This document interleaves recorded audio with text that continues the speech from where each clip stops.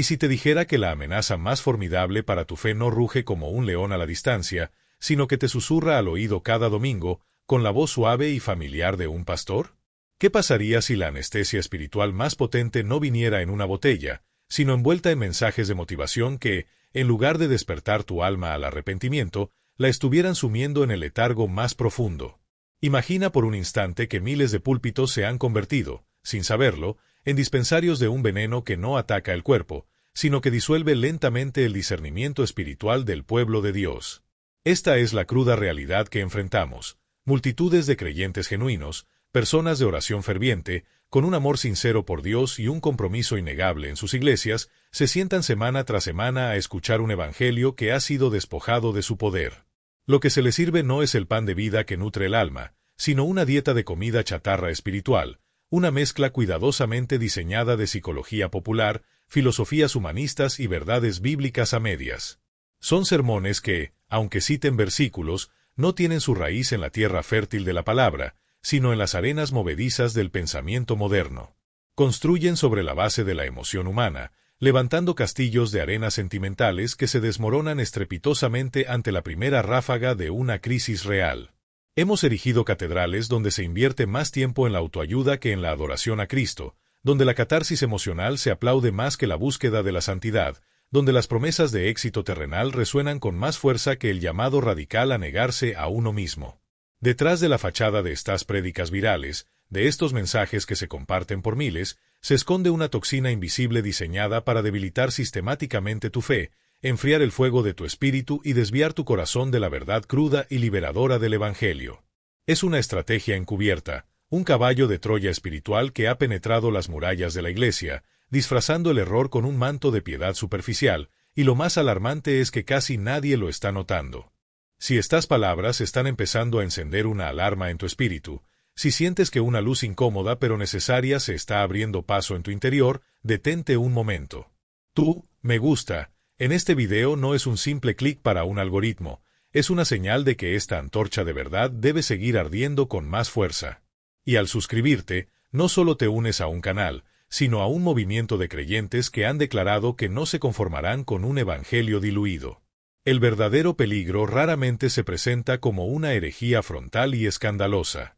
Esa es fácil de identificar. La amenaza real se infiltra a través de pequeñas distorsiones, giros casi imperceptibles en la doctrina que, al acumularse con el tiempo, nos alejan del Cristo de la Biblia y nos presentan a un ídolo fabricado a nuestra imagen y semejanza.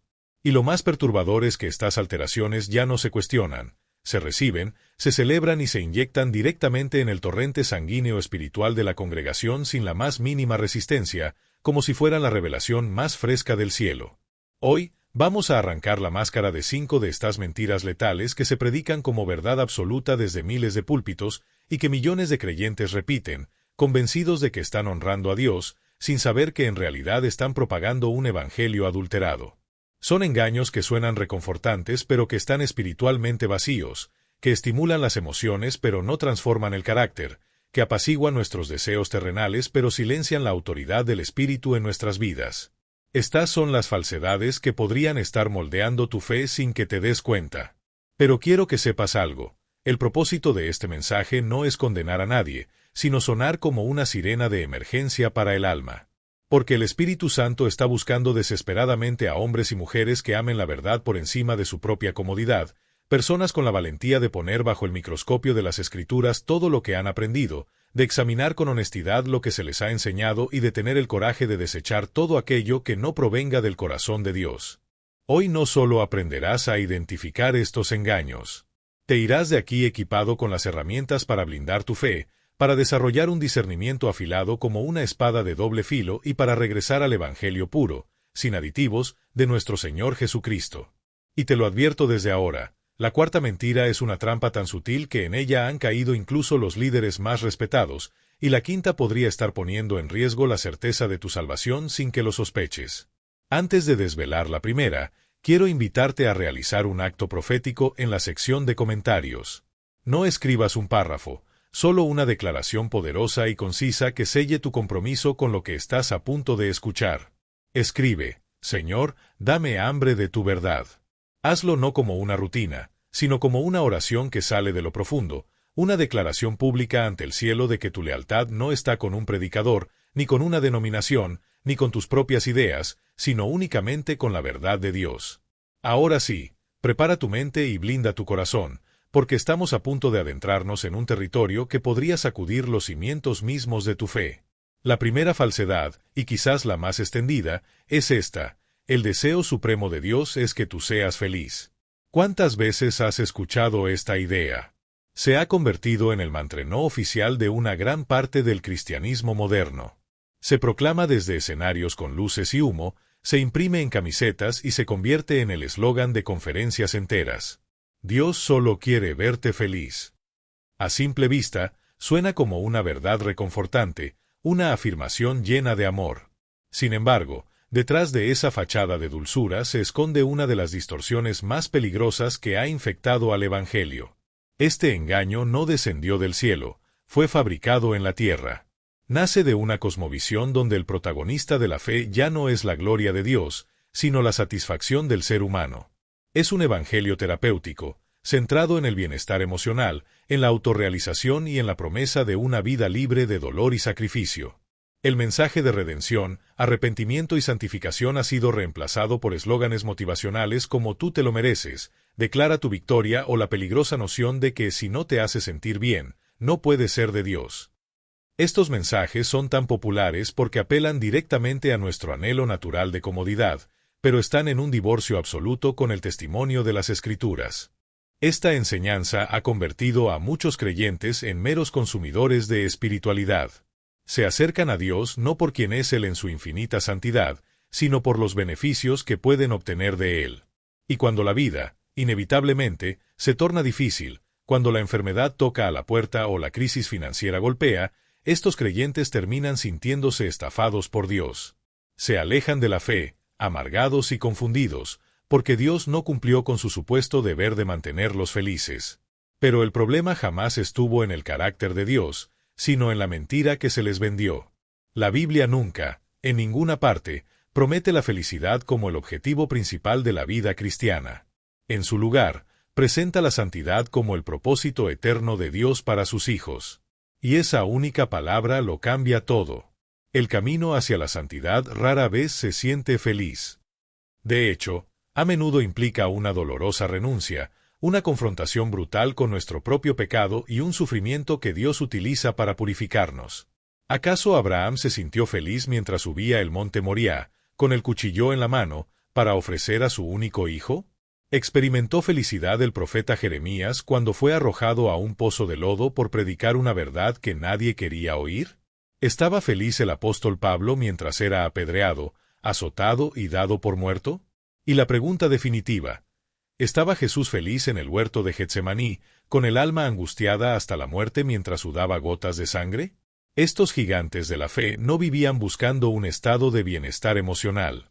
Vivían consumidos por una misión superior: obedecer y glorificar a Dios, incluso cuando ese camino los llevaba a través de lágrimas y soledad. No estaban obsesionados con sentirse bien, estaban comprometidos con hacer lo correcto. Y ese es el llamado del Evangelio auténtico, no una invitación a una vida fácil, sino un llamado a tomar una cruz. Ahora bien, ¿es incorrecto desear ser feliz? Por supuesto que no.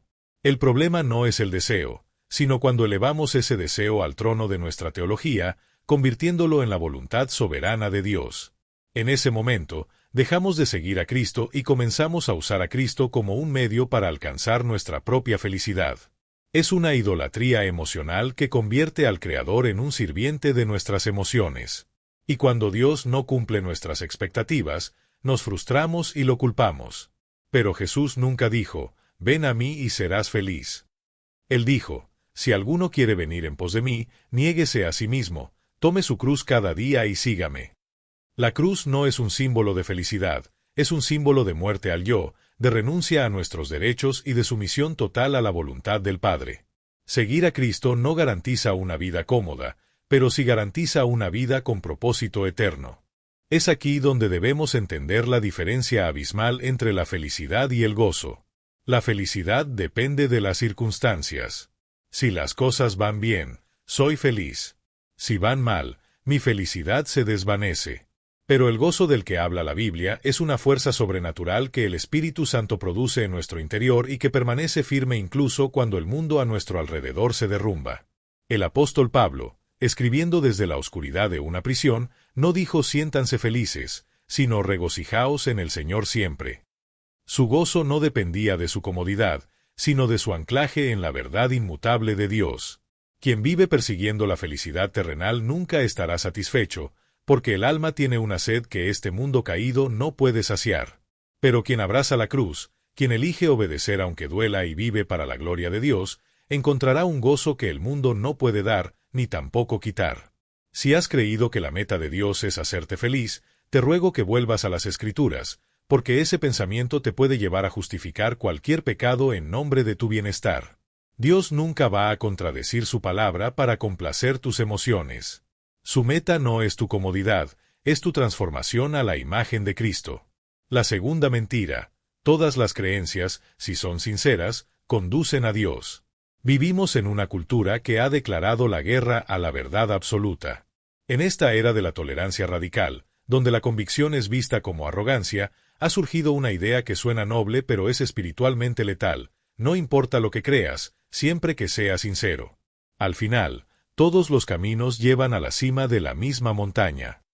Esta frase, repetida incluso por cristianos bien intencionados, es una negación frontal del corazón mismo del Evangelio.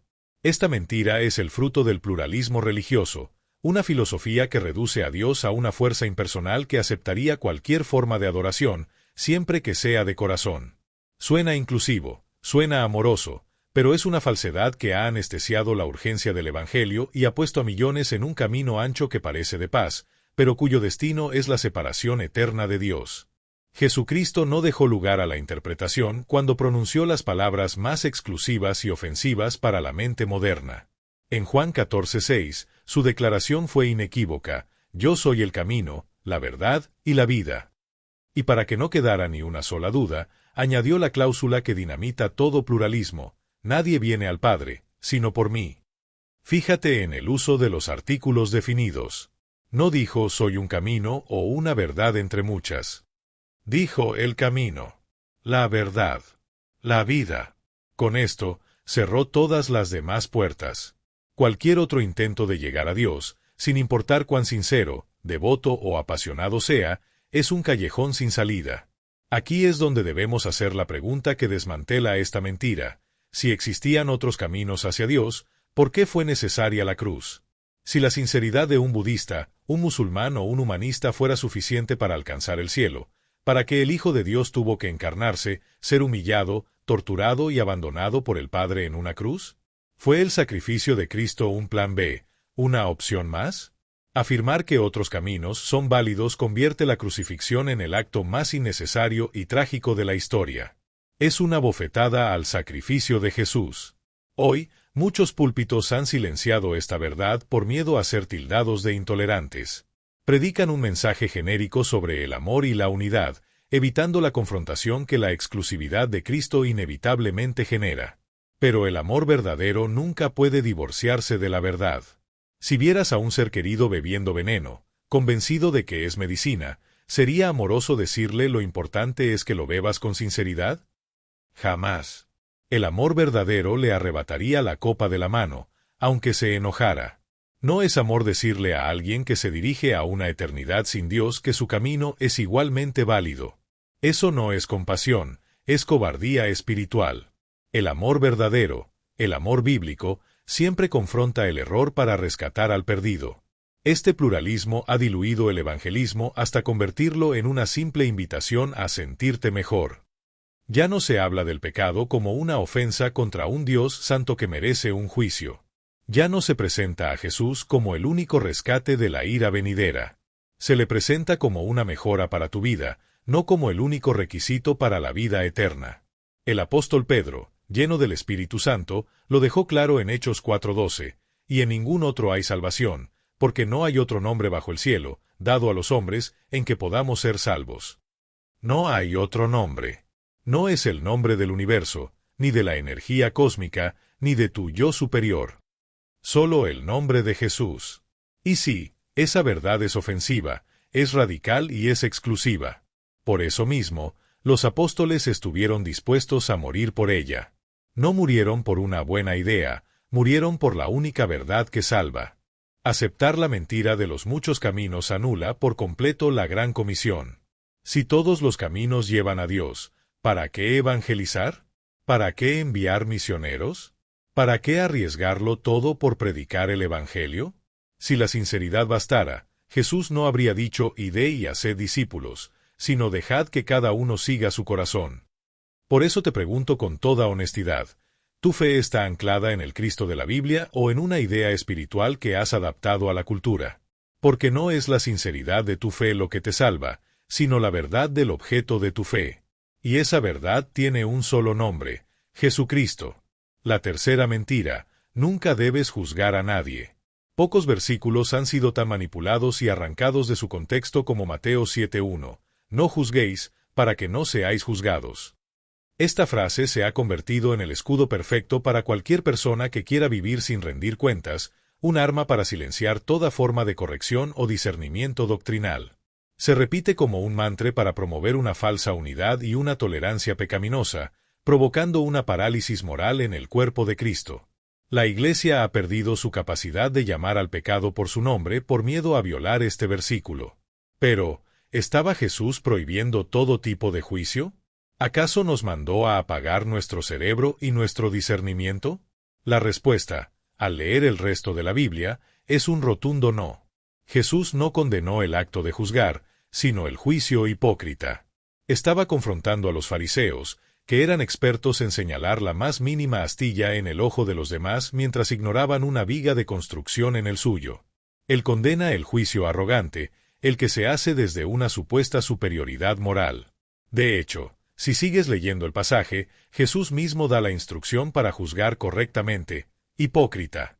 Saca primero la viga de tu propio ojo, y entonces verás bien para sacar la paja del ojo de tu hermano. Nota que no dice, y entonces ignora la paja de tu hermano. Dice que, una vez que te has examinado a ti mismo, tienes la claridad para ayudar a tu hermano. No prohíbe el juicio, establece el prerequisito para un juicio justo, la humildad y la autoevaluación. Las Escrituras están repletas de mandatos a ejercer un juicio correcto, lo que la Biblia llama discernimiento. Pablo dice en 1 Corintios 2:15, en cambio, el que es espiritual lo juzga todo. En 1 Corintios 5, reprende a la Iglesia por su pasividad ante un caso de inmoralidad flagrante y les ordena, no juzgáis vosotros a los que están dentro. El juicio bíblico, ejercido correctamente, no busca condenar, sino proteger la pureza de la Iglesia y restaurar al que ha caído. Es un acto de amor, no de arrogancia. La cultura actual, sin embargo, nos ha vendido una idea de amor que es pura indiferencia. Hemos confundido la aceptación con la aprobación. En nombre de no ofender a nadie, hemos permitido que herejías, inmoralidades y falsas doctrinas se propaguen sin control dentro de nuestras congregaciones.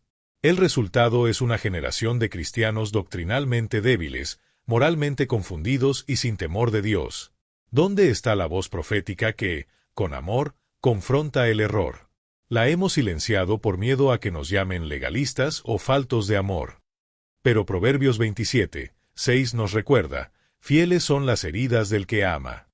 A veces, el acto de amor más grande es decir una verdad que duele, pero que puede salvar un alma. El amor que nunca corrige no es amor bíblico, es cobardía. Un médico que no diagnostica un cáncer por no juzgar el estilo de vida del paciente no es compasivo, es negligente. De la misma manera, un creyente que ve a un hermano caminar hacia un precipicio y no le advierte por miedo a juzgar, no está amando, está siendo cómplice de su destrucción. La madurez espiritual exige discernimiento. Hebreos 5:14 dice que el alimento sólido es para los maduros, para los que por el uso tienen los sentidos ejercitados en el discernimiento del bien y del mal. Ejercitar los sentidos implica evaluar, analizar, juzgar. No se trata de convertirnos en policías espirituales, buscando el error en todos, sino de asumir nuestra responsabilidad de guardar la sana doctrina y ayudarnos mutuamente a caminar en santidad. Si no juzgamos las falsas enseñanzas, ¿cómo protegeremos la verdad? Si no corregimos con amor al hermano que peca, ¿cómo cumplimos el mandato de restaurarlo? No estamos llamados a juzgar los motivos del corazón de una persona, pues solo Dios puede hacerlo. Pero sí estamos llamados a juzgar las acciones y las enseñanzas a la luz de la palabra de Dios. Llegará un día en que todos seremos juzgados por Dios. Y en ese día, la pregunta no será si ofendimos a alguien con la verdad, sino si fuimos fieles a esa verdad. Que el Señor nos dé la sabiduría para juzgar con justicia, el valor para hablar con amor y la humildad para examinarnos a nosotros mismos primero. Porque en una era de confusión, el silencio no es una opción. Si este mensaje ha removido algo dentro de ti, no te lo guardes. No es justo que tú hayas recibido esta luz mientras otros a tu alrededor siguen caminando en la penumbra. Comparte este video, envíalo a tu grupo de estudio bíblico, mándaselo a ese hermano que lleva años en la fe pero vive en confusión. Hazlo llegar a ese líder que quizás necesita recordar por qué empezó. Compartir esto no es solo pasar un video, es extender una cuerda de rescate. Y déjame saber en los comentarios cuál de estas mentiras te ha impactado más. El viaje real comienza ahora. Esto no es solo sobre información, es sobre transformación. En los comentarios a continuación, no quiero un ensayo largo. Solo escribe 3 palabras: amo la verdad. Que esa sea tu declaración pública, una bandera que levantas hoy. Veamos cuántos de nosotros estamos listos para defender la verdad sin filtros del Evangelio. Estaré leyendo cada comentario. Comencemos esta revolución juntos.